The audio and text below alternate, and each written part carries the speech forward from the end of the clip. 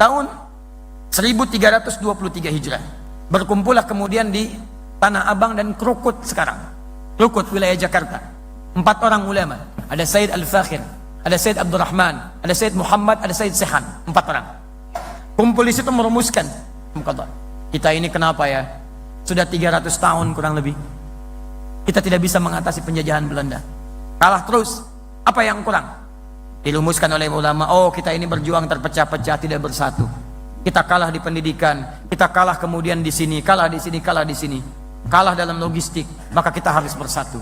Maka dirumuskan oleh mereka, dibuatlah kemudian satu perhimpunan namanya Jamiatul Khair. Maka diundang kemudian para ulama, diundang.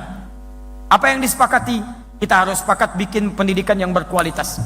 Bersatu dalam hal ekonominya, perdagangannya, bersatu dalam hal ilmu politiknya. Maka disepakati berkumpullah kemudian 6 tahun dari situ. Tahun 1911 untuk pendidikan diundang seorang alim besar, alim minal ulama, namanya Syekh Ahmad Surkati, yang berasal dari Sudan. Sur artinya ahli, kati artinya kitab, rajin dengan kitabnya. Dulu sedang belajar di Ummul Qura, sedang berada di Al-Azhar, kemudian diminta ke Indonesia, ke Nusantara. Indonesia belum ada, maka datanglah kemudian 6 tahun kemudian, tahun 1911. Maka berkumpullah pada saat itu.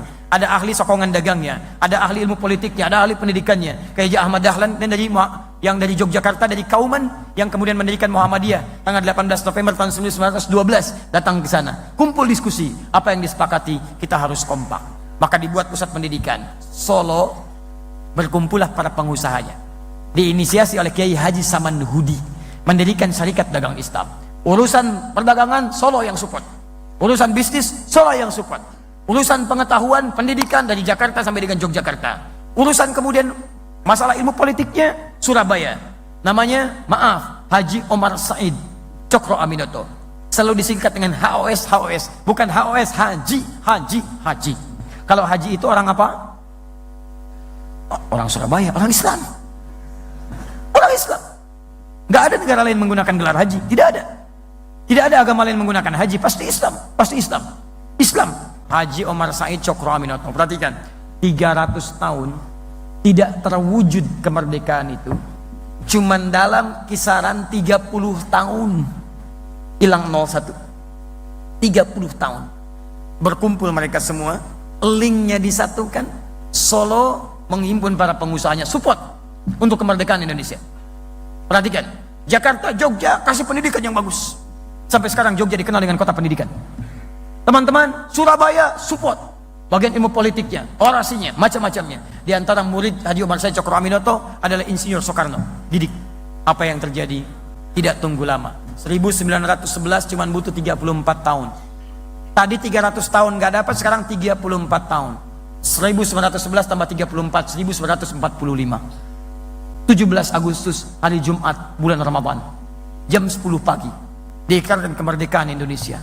Ketika diikrarkan, tempatnya, maaf teman-teman sekalian, di buku sejarah cuma dituliskan jalannya, Jalan Pegangsaan Timur nomor 56. Masya Allah, apakah proklamasi dilakukan di jalan? Tidak. Ternyata di halaman rumah nomor 56. Nomor itu kan rumah, tempat. Kalau jalan tidak pakai nomor. Jalan Kiai Haji Wahid Hashim di jalan. Nomor berapa? Nomor sekian, berarti tempat tertentu. Jalan Pegangsaan Timur, jalan nomor 56, kediaman tertentu. Kediaman siapa itu? Kediaman orang Islam, orang Indonesia, keturunan Yaman, namanya Syekh Faraj bin Marta. Syekh Faraj bin Marta mewakafkan rumahnya untuk kepentingan proklamasi kemerdekaan Indonesia. Beliau seorang pengusaha sukses dari Solo sampai dengan ke Surabaya. Masya Allah, kemudian tinggal di wilayah Bogor. Insinyur Soekarno dapat kemudian hadiah dari beliau. Diwakafkan rumahnya, proklamasi di situ. Saya sampai sekarang punya salinan ucapan terima kasih Negara Kesatuan Republik Indonesia pada keluarga besar Syekh Faraj bin Marta. Kumpul semua. Dengan kemuliaan itulah terjadi kemerdekaan Indonesia. Dicantumkan di Undang-Undang Dasar atas berkat rahmat Allah yang Maha Kuasa di pembukaan undang-undang. Jadilah undang-undang pasal 29 ayat 1, negara berdasar atas ketuhanan yang Maha Esa. Jadi sila pertama di Pancasila, ketuhanan yang Maha Esa. Nilai beragama ada di situ. Jadi ada pengakuan di situ. Negara Indonesia saja bisa sukses, bisa merdeka, lawan penjajah hanya dengan maaf, bambu runcing, merah darah, putih kain kafan, jadi bendera. Kalau bukan atas berkat rahmat Allah yang Maha Kuasa, mustahil ada kemerdekaan. Makanya teriakan pertama yang menghadirkan kemerdekaan, teriakan Allahu Akbar. Allahu Akbar. Di kalimat Allahu Akbar itu bukan kalimat teroris. Itu kalimat kemerdekaan. Itu kalimat yang menjadikan negara kesatuan Republik Indonesia.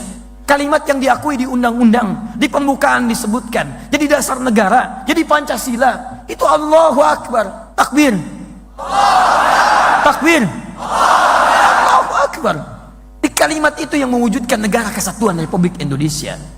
Makanya teman-teman sekalian, kalau tidak ada tuntunan Al-Quran yang diamalkan pada saat itu 1905, mustahil bisa 35 tahun, 34 tahun negara Indonesia bisa mendapatkan kesuksesannya untuk merdeka.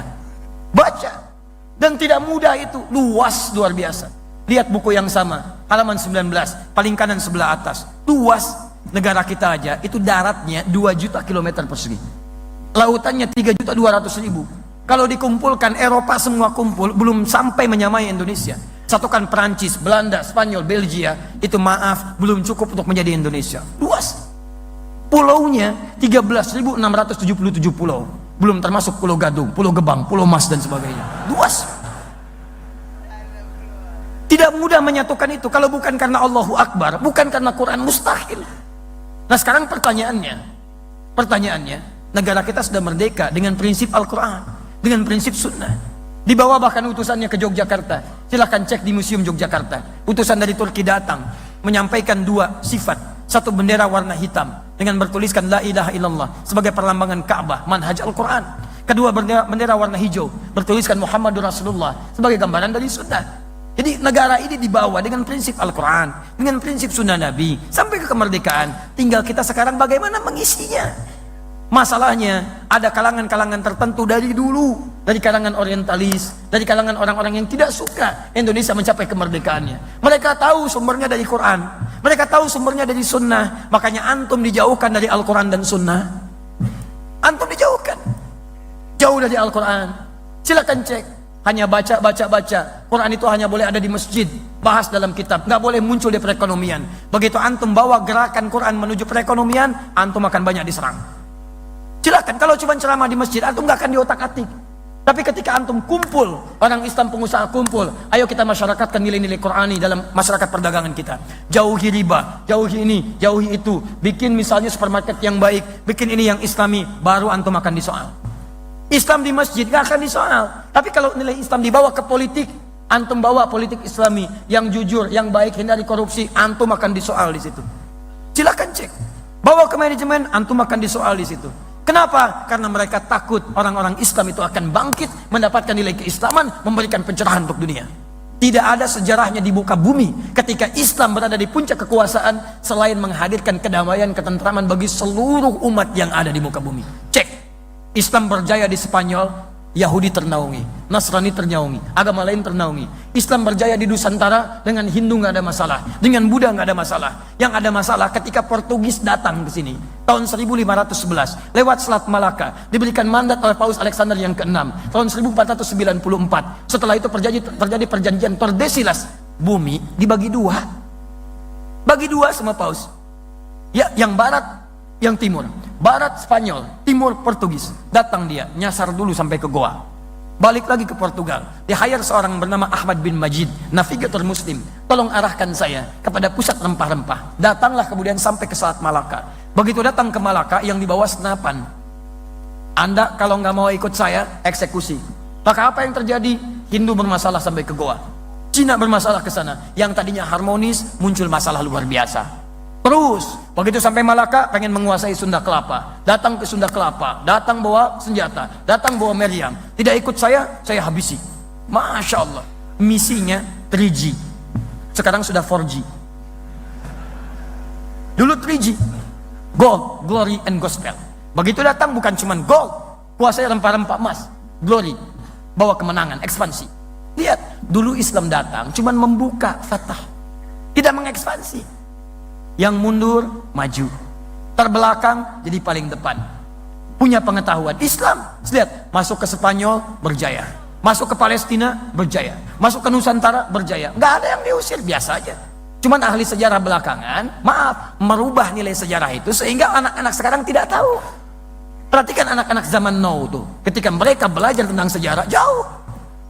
Coba lihat, uang 1000 itu, di uang 1000, siapa yang tergambar dulu di uang 1000? Kapiten Patimura. Siapa nama aslinya?